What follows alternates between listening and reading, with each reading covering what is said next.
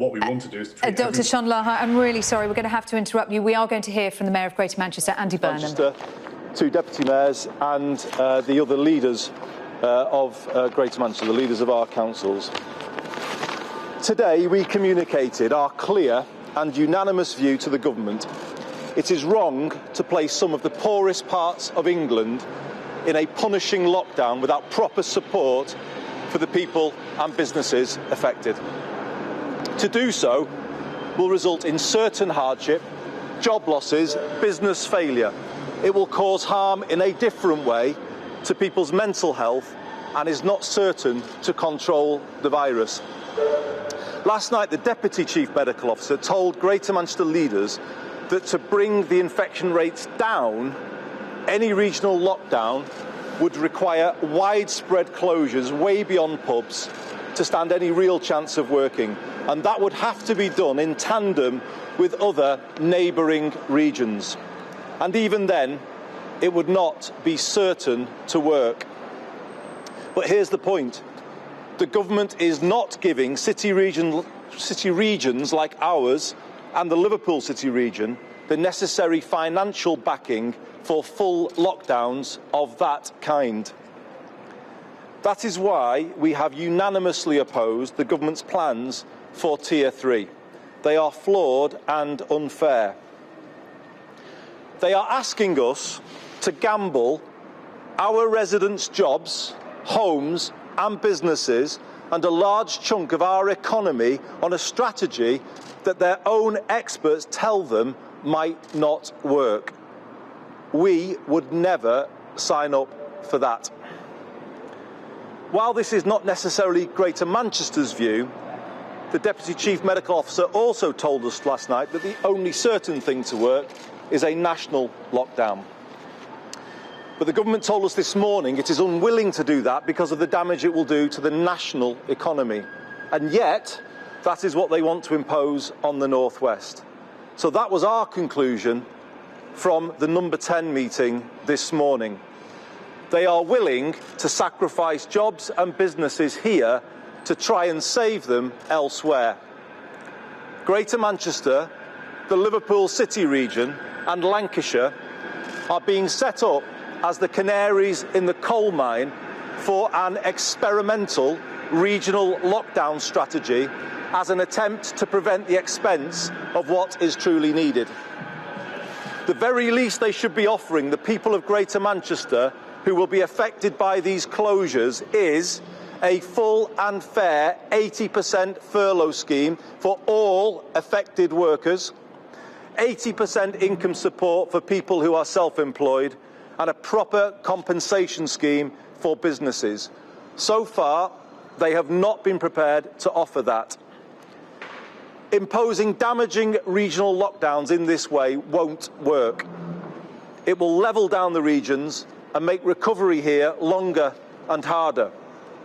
To those who say this is all politics, let me remind you that 10 weeks ago, myself, the two deputy mayors and all the leaders became the first in the country to work with the government in accepting regional restrictions, and the people here have been struggling under them ever since. This is an important moment. Greater Manchester will stand firm. We are fighting back for fairness and for the health of our people in the broadest sense. And I will now invite Sir Richard Leese to make a statement, followed by Deputy Mayor Baroness Beverley Hughes. Thank you.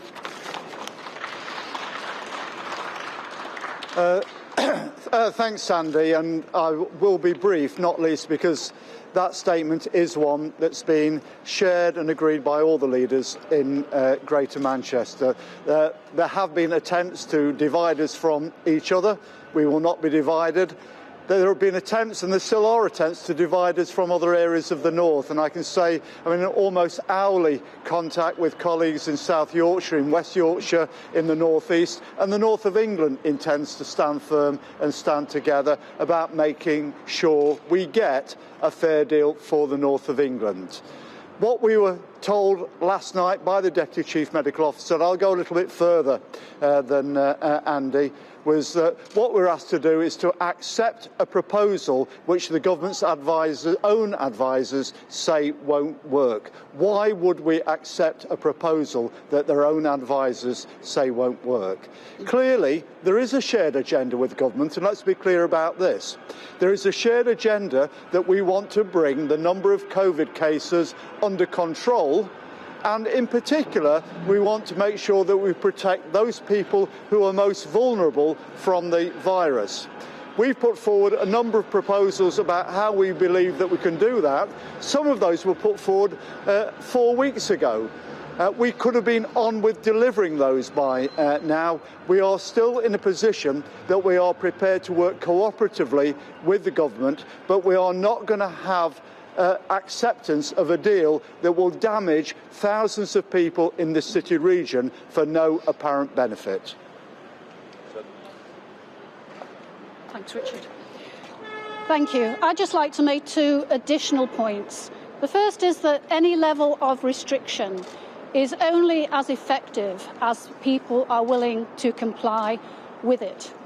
And it's increasingly obvious to us here over the last 2 months that whilst the majority of people and households and businesses have tried their best to comply, there is a growing and significant minority of people who are unwilling to do so. And the main reason for that is that they have lost confidence in the government's ability to deal effectively with this crisis. They are confused by the contradictions in the government's messaging and the about-turns that we have seen. If the government imposed this very, very poor deal on the people of Greater Manchester, then I have great concerns about their willingness to comply in the future, and that will make it very difficult for the police and the local authority enforcement officers who are trying to do their best to keep the people of Greater Manchester safe. The second point is this. You know, it is actually the police and the local authority social services who see families at the sharp end of things.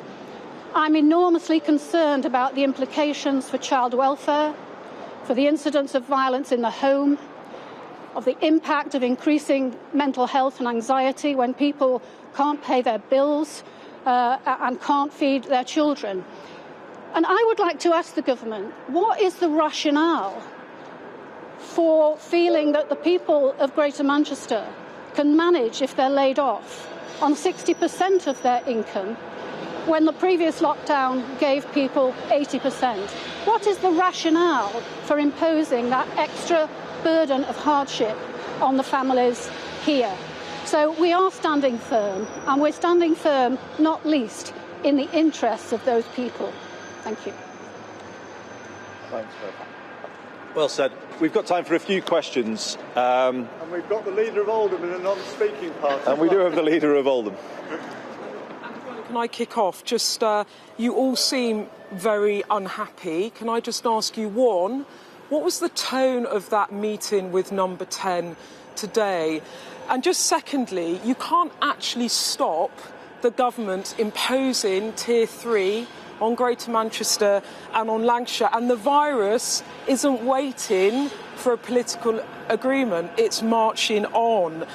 So do you think it's going to happen in the coming days, whether you want it or not? And how worried are you about the public health situation if you don't implement new restrictions quickly?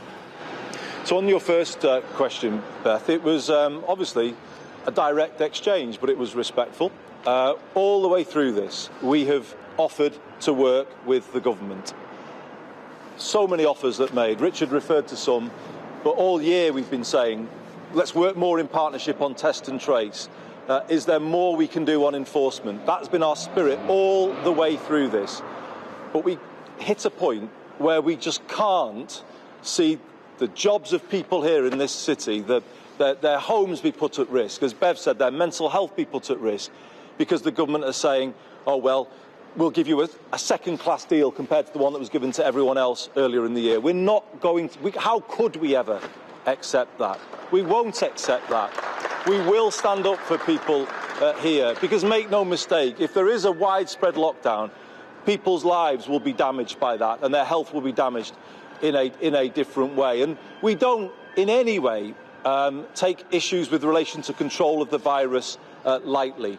We will take the steps that are needed to protect people. We've been doing that all year. And we would work with the government to ensure that our NHS can cope. The Nightingale Hospital just over there is being remobilised. You know, we will take every step necessary, but at the end of the day, we can't simply be treated, in effect, as second-class citizens, where the government can impose an underfunded regional lockdown on us, and all the damage that would entail. So we made our view very plain to the government. We understand their view. They relayed that back to us. We wait for further engagement. But as I said, this is nothing to do with politics. This is doing what we are put in our positions by the people to do, to speak for them at a time like this, and we are trying to do that to the best of our ability. Can I Do, Richard. Can I just add one thing, and it was the last part of your question about the virus isn't waiting for us to come to a political conclusion. That's absolutely right, and there is a risk that our hospitals become overwhelmed, but we know, and government knows, and indeed something else we discussed with the Deputy Chief Medical Officer, who it is that is at most risk of hospitalisation from COVID-19. It's age, older people, particularly very elderly people. It's people with certain underlying conditions, so diabetes, high blood pressure, obesity. If we really want to stop our hospitals being overwhelmed, government could instantly put in measures in order to be able to support those most vulnerable people from keeping them safe. There are things that we can do quickly that would make a difference. It's not the package that we're being offered. The last thing to add, Beth, to your question before I open up to others is, if the government are convinced that this approach will work, a regional lockdown approach, where the CMO and the Deputy Chief Medical Officer are both saying it's got to be comprehensive, they have to back that properly, fully, financially, so that it has a chance of working. They cannot do this on the cheap. If they try and do it on the cheap, they will damage people's lives in a different way. What are the reasons that the government are giving that they don't really can to arrest people? They've said there's no money left. There's no money for them to put on the table. But to be honest with you, I don't believe that for 1 second. When I look today at some of the fees that they're paying to consultants working on the failed test and trace scheme, when I look at the billions that have been thrown at a scheme that isn't working for Greater Manchester, money that's been found for other things this year, the argument I'm making is support people now, support people right now when they need it, because by supporting people now, you will save jobs and businesses that will be able to then restart the minute we find a vaccine, the minute the recovery is on. It will cost the country less to support people now, rather than let businesses go to the wall, let Manchester Airport be damaged by what's happening, and then the recovery takes a lot longer than it would otherwise have done. If it was good for the country in the early part of the year, why is it not good for the northwest of England right now when we need the support? I think in the end it will cost less to support people in this moment than it would to let people struggle. Sorry, next question, is it? We'll make a Prime Minister out of you here. And, I'm not the British else. Is it your view that if this were, you made hints of this, but is it your view that this won't happen in the northwest of England or in the north of England, certainly it's happened somewhere in the south of England, a more conservative support traditionally, would this be happening, do you think, this is the government treating the north worse than what other parts of the country? I think they have been treating the north with contempt, I'm afraid, in recent weeks, in terms of the way they've communicated with us late night through briefings, not to our face, to newspapers. And I think you do have to ask the question.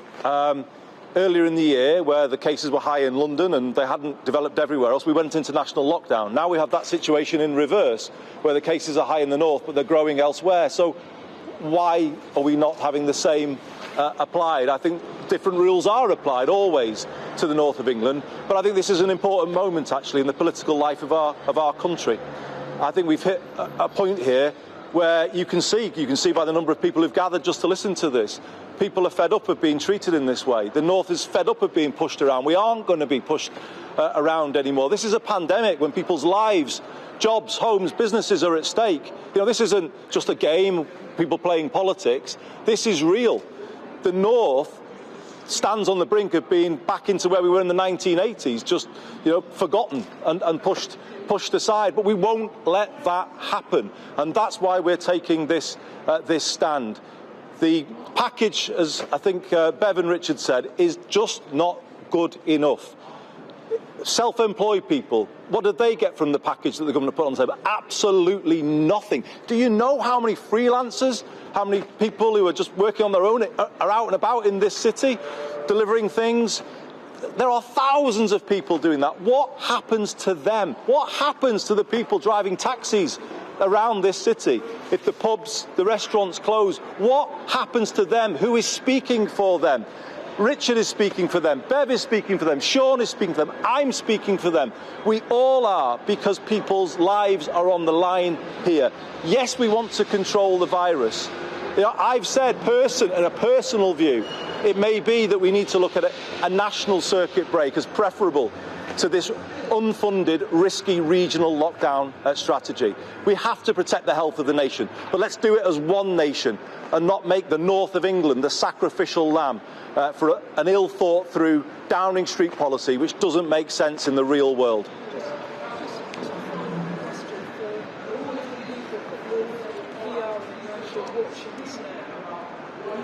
Clearly fighting very hard for a better settlement from Westminster.